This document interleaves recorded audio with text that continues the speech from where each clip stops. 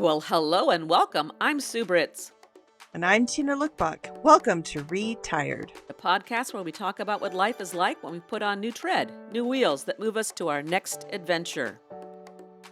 Today, we have a topic, but I have a feeling we're going to get off topic today. Well, Sue, that's what we do because we have so much to say, which is why we're in this thing together because we love talking and we have a lot to say about so many things.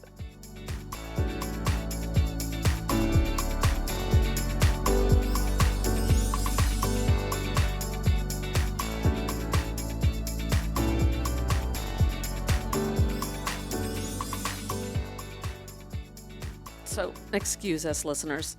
We did drop our scheduled topic for today and instead just shifted right over to what was on our minds. The evacuation, any random thoughts that came to mind, and the topic of the debate that was last night. So let's jump into that conversation. All right. So yeah, the debate last night, I was thinking that Vance came off as very slick. He was a friend said, Polished. yeah, well, I don't know if I'd call him polished, but slick. Kind of like the slickness of a sleazy lawyer. You Car know, salesman. well, yeah, and yeah, like a know-it-all. Yeah, you're right, like a car salesman who knows it all and patronizes you as he talks to you. But no, I had a So not friend. authentic. He was not authentic. I think he was authentically sleazy. Yes, I think there are people who are authentically like that. No, but I have a friend who said, he did a better as a debater.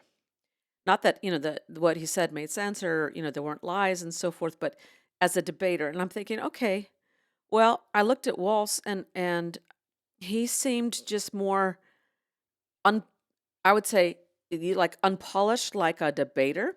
He seemed more like just a regular person. And I was thinking, you know, don't Oh, we want a that's not a teacher? bad thing. Well, I know, and yet no, because then he Right. doesn't come across as this high level uh, politician or someone who's very polished in a good way, and not that he's unpolished. It's just that he just seems like a regular kind of Person. guy, which is wonderful. I mean, I'm thinking if you were a teacher, this is a normal person. So he has these gaps in his talking, just kind of like how we do, and struggles to find the best word.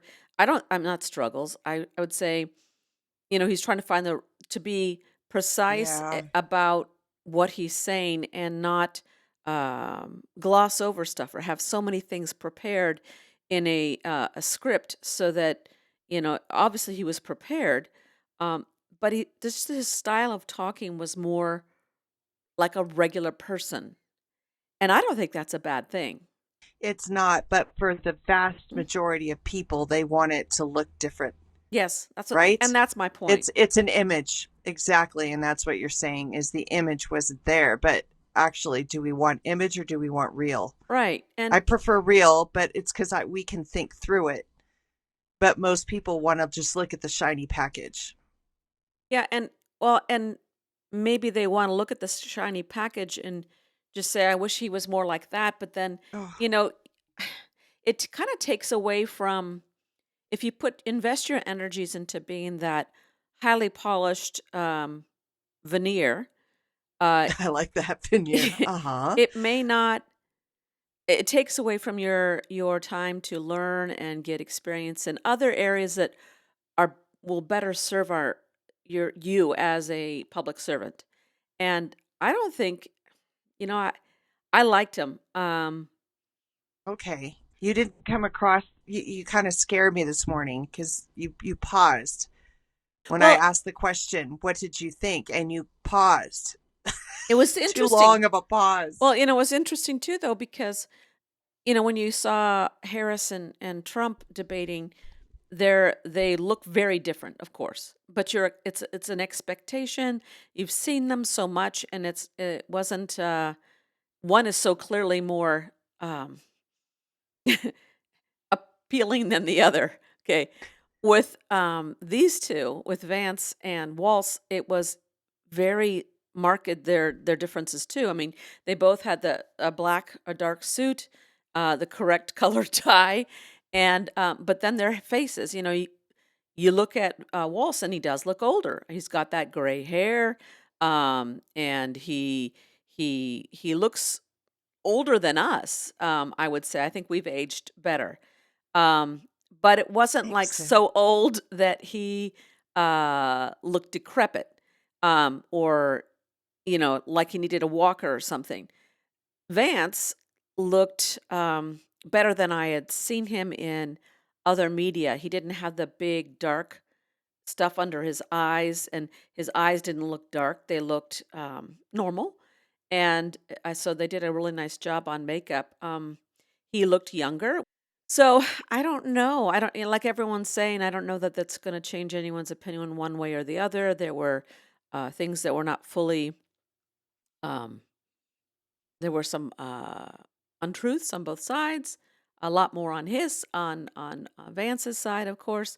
Then there was that thing that came up with Walsh with his. He said he was in Tiananmen Square during that time, and he wasn't. And he kind of Oh worked his way around that. no. You know, and you're also, No. he set the context for how he said it. You know, Oh, that says something about you when you were, yeah, it however old he does. was, It says a 25 or lot. whatever. So that's typical politician. But then you also hear all the things that Vance has claimed and how he's changed and all that. So, one seemed much sleazier. So anyhow, the debate. Okay, okay. What about the most positive thing that you saw? Well, I mean, I think Or the most hopeful?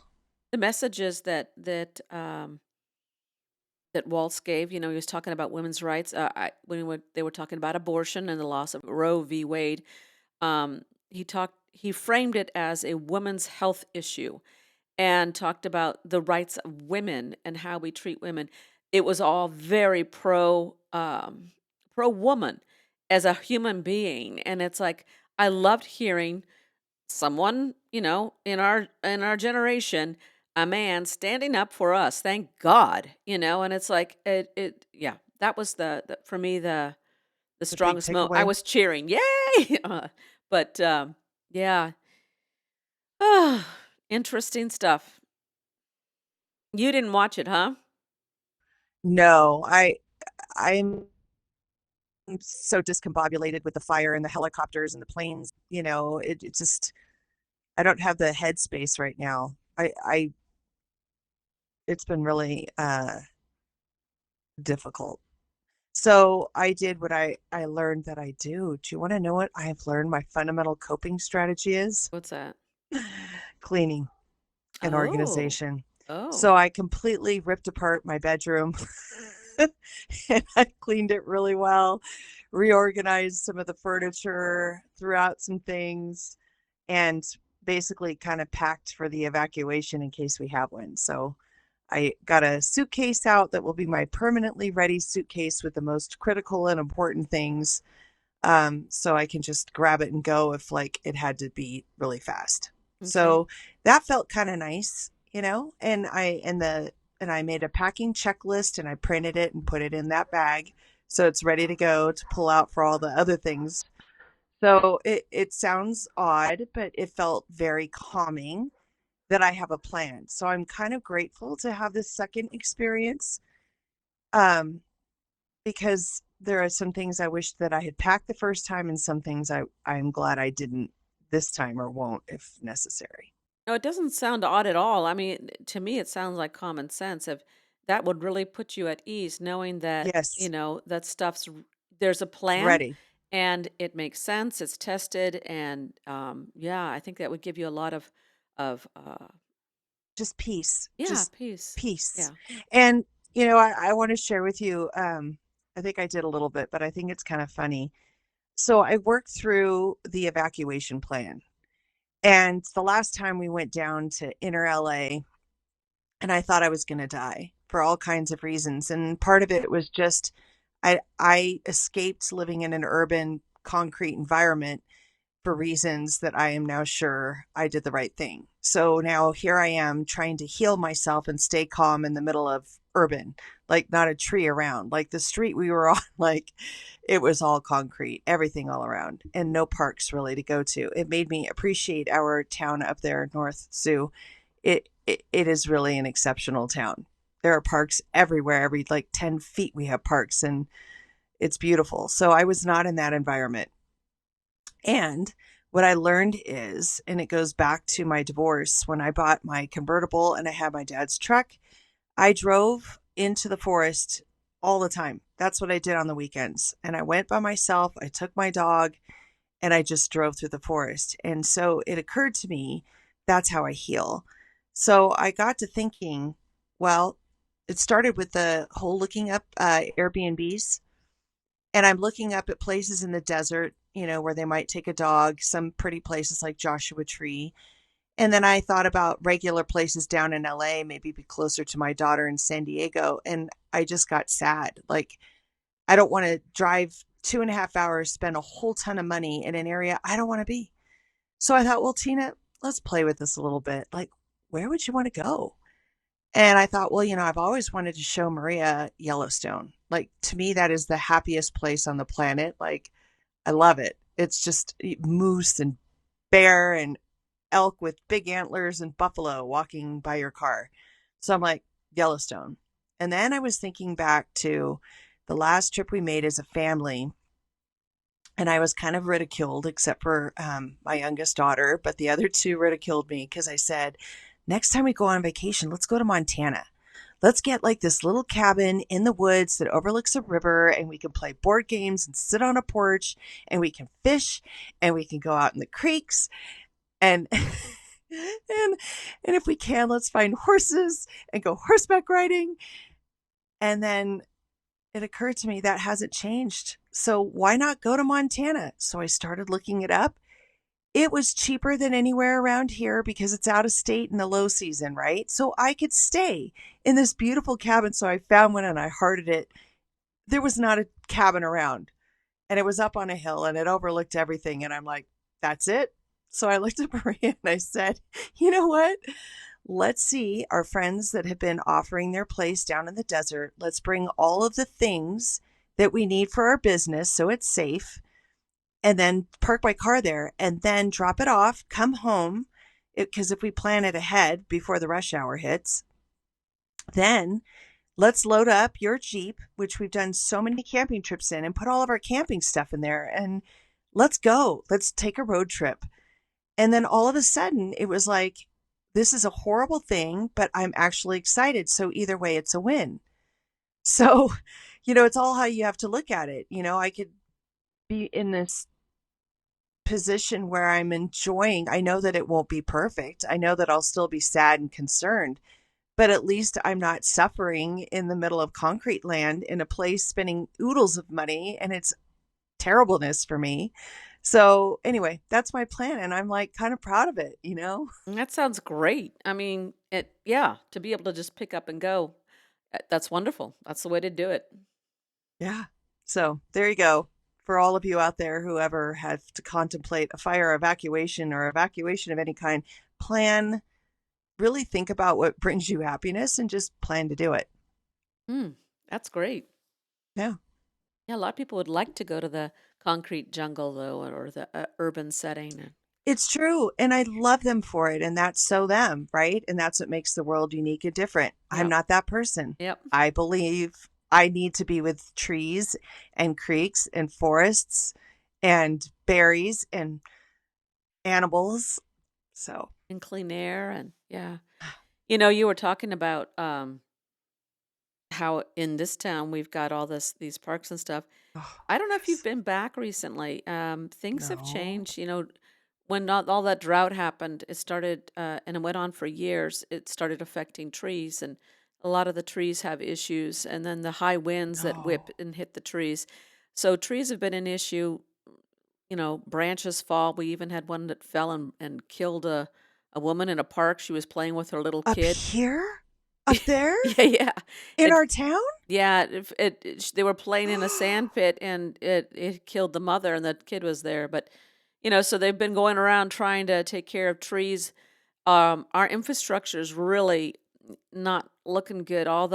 We have all these wonderful Oh, bike paths and green belts, yes. but they're not upkept, and they keep trying to expand stuff, and they're not taking care of what there is. So you got all these, the cement. When you're trying to ride a bike, it's boom, dunk, Yeah, dunk, and dunk, dunk, dunk, because you're riding over all these potholes gaps and and gaps in the cement now that have opened up because the earth moves. I mean, duh, we're in earthquake territory.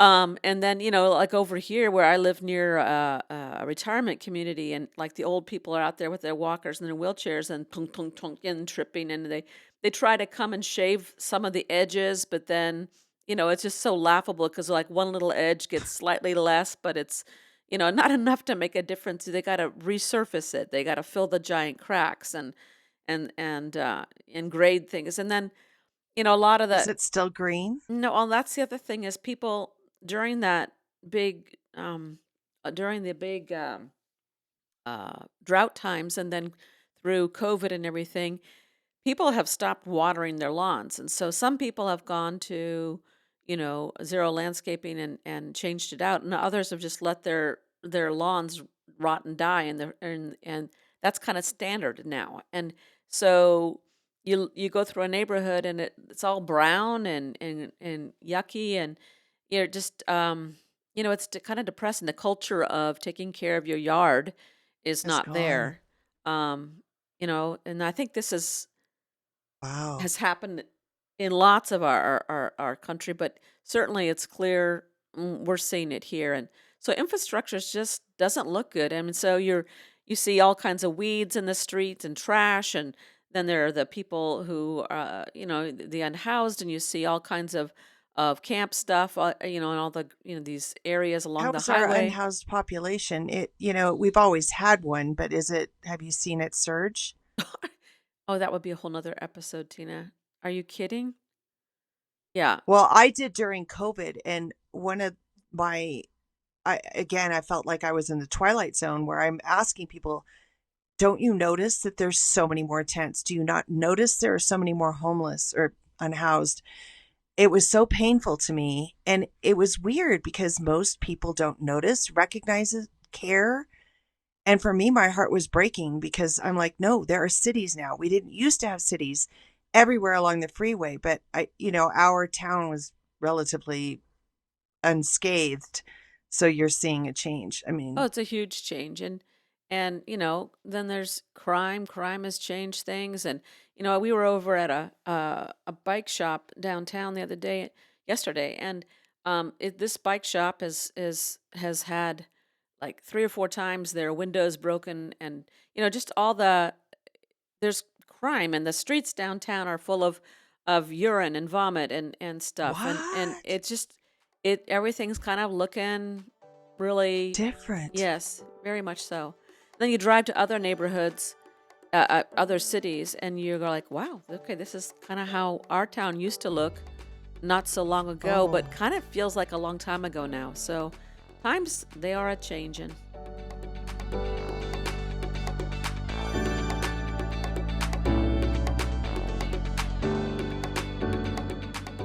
Have you been well, back up here? When's the last time? you know what? This is one of the things I've contemplated a lot. I have not. It's been I think, is it 3 or 4 years? Yeah, things have I changed. can't remember if it was 21, 24. It's 3 years. And I feel it's too painful. It's too painful. I think the divorce, the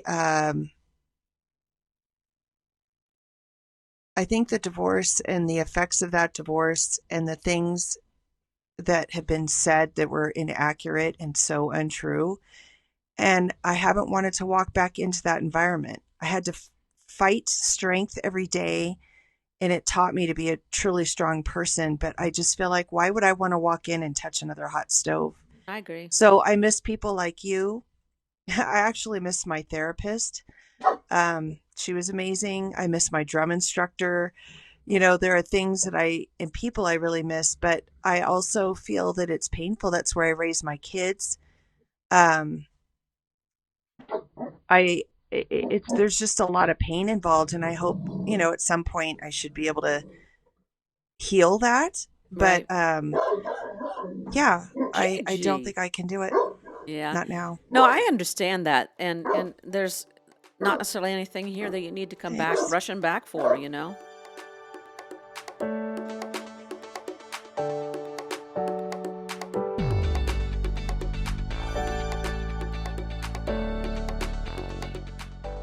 Listeners, like any good conversation, we're going to bounce around from topic to topic without much transitioning. So here's a good example. We head back to the conversation about the debate.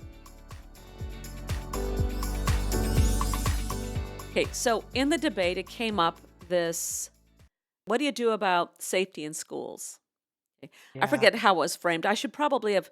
This topic just came out of nowhere. We're not talking because we planned this conversation. It just came out No. of we're talking to each other. But this was another part that got me. It's like, okay, so what are you going to do about uh, the problems of school violence? Meaning, like, mass killers who Mass come in. Yeah, shootings. Hmm. school violence, not the children with each other. That's No, a whole no. nother issue. People from the outside, but it is children with each other. It's one child with a gun. Yeah. So Hmm. So Vance's answer was like make stronger windows. And then he went off to the other things that you can do to make a school more secure. And I'm just like, you got no friggin' clue. I mean, okay, put that to the side for a moment. Then there's what about controlling access to guns for children Hmm. and other people, who controlling access to guns, period.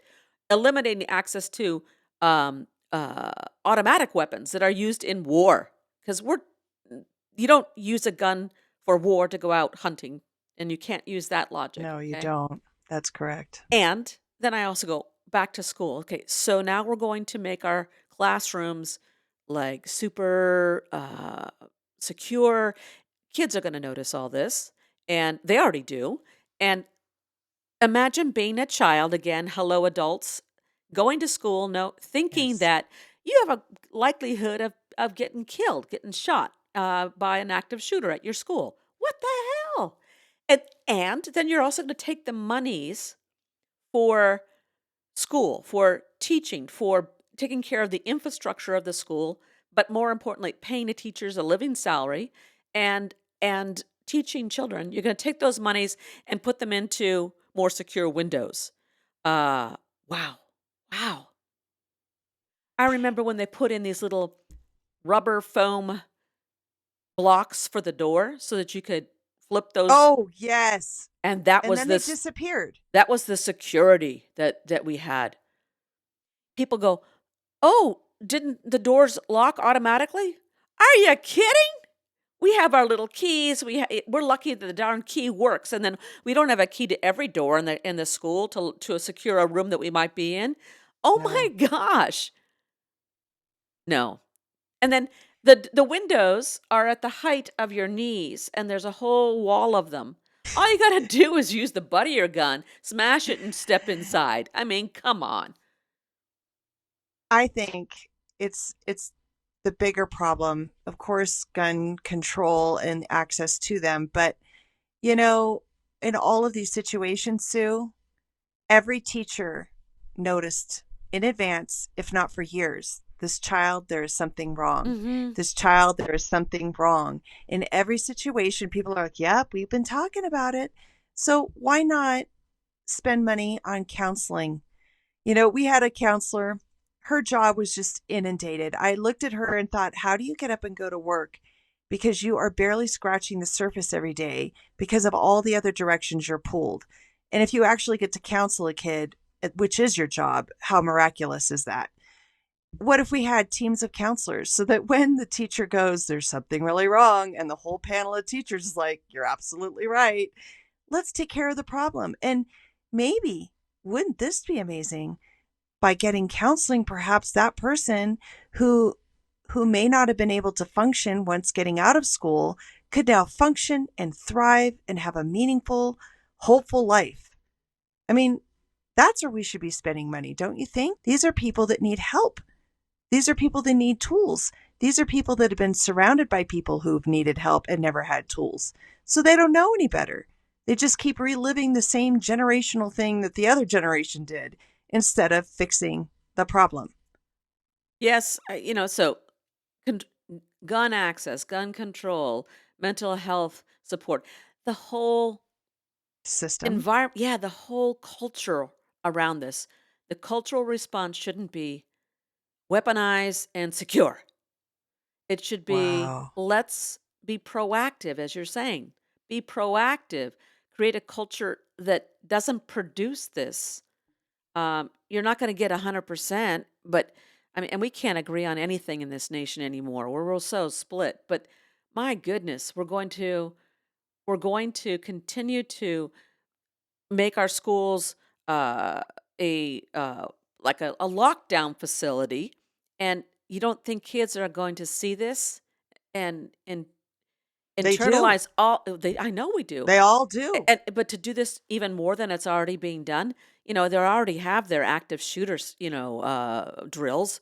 Those were crazy. You're down on the ground and you're thinking, you spend that time thinking, what would I do if there was an active shooter? And children are thinking that. I remember when I was a kid and we'd have, in Florida we had hurricane drills, and in Indiana we had tornado drills. Tornado. Um, And you here know, we have earthquake. yeah, You've covered it all. right. But those things are natural occurring events, and Right. you do need to be aware, and there needs to be concern about it. But it's a different kind of fear than When it's fearing a human human. beings that are coming after you. Those, I mean, and to, I just, it's crazy, crazy. And yet, I also remember being on yard duty. You're in our schools; they're all wide open. The campus is wide open. There's nothing fenced in. People walk around in our park area. They confront you. They have their dogs off leash, and they confront you. Uh, uh, And argue. and argue, and you're like, hello, there are children here, your dog's off leash. First of all, it's not an And then off they'll leash say, but area. yeah, but this is public property and Yeah. my dog is really And I nice. And have you're to, like, and I'm doing this while I'm trying to take care of all these kids. But then you're out there and you're like, geez, I mean, we're so exposed. And, then why am I thinking that? I mean, but I've also had those kids that I've thought, oh God, that's the one that's going to come back, mhm, you know? that's correct. I have too. Yeah. Well, Okay. listeners, this was probably not our most uplifting conversation, but it was real. It was real.